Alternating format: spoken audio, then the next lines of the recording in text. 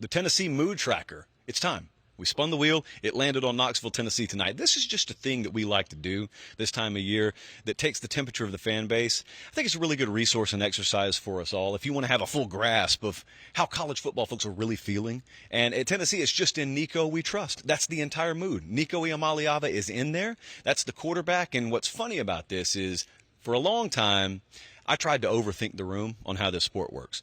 What I mean by that is everyone wanted to focus on quarterback. I'd look at all the preview magazines. It's just littered with quarterbacks. And then quarterback, oh, it's the most important position. It's the hardest position, blah, blah, blah. And I would say, I'm going to spend more of my time talking about tight ends.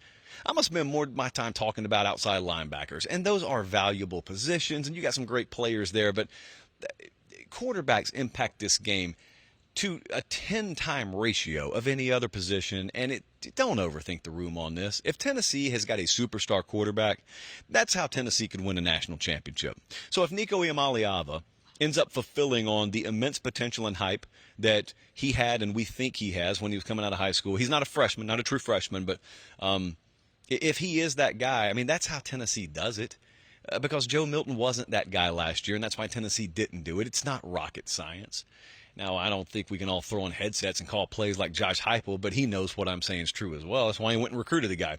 That Bama 2022 game, I think, broke down a lot of mental barriers there. Tennessee fans know exactly what I'm talking about, but there were just some things that you had conditioned yourself to think wouldn't change until. And after the word until, when you filled in that blank, it was until we beat Bama. 15 years in a row is a long time, man. You got kids with learner's permits that weren't born the last time they had beaten Bama. Well, they did it, and it's not that they won the SEC that year. They didn't even play for it. But what it did is it cleared this gigantic mental hurdle that allowed people to start thinking bigger around there. And with good reason, you should. I've never bought into the notion that Tennessee all of a sudden became a program that couldn't do this or that, couldn't win the SEC, couldn't make the playoff. They just haven't. They haven't because they haven't been good enough at head coach.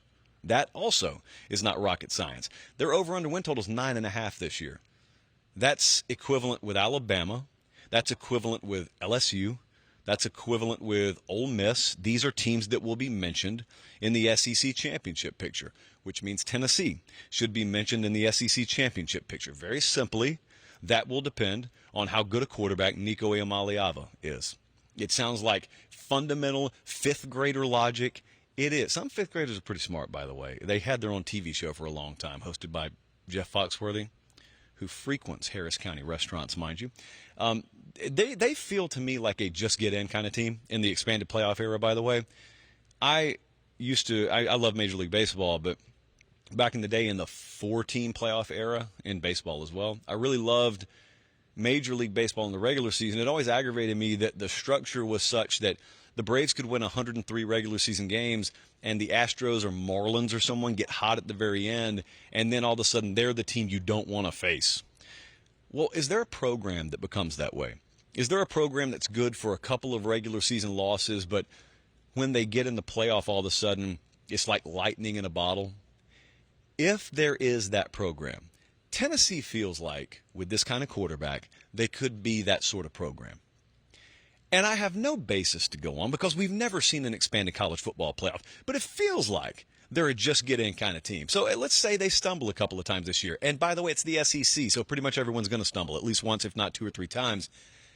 If they get hot at the end of the year, if Nico's playing his best ball at the end of the year, if those receivers they brought in, let's say they're injured early, not the receiver position, but in general, let's say they're banged up early.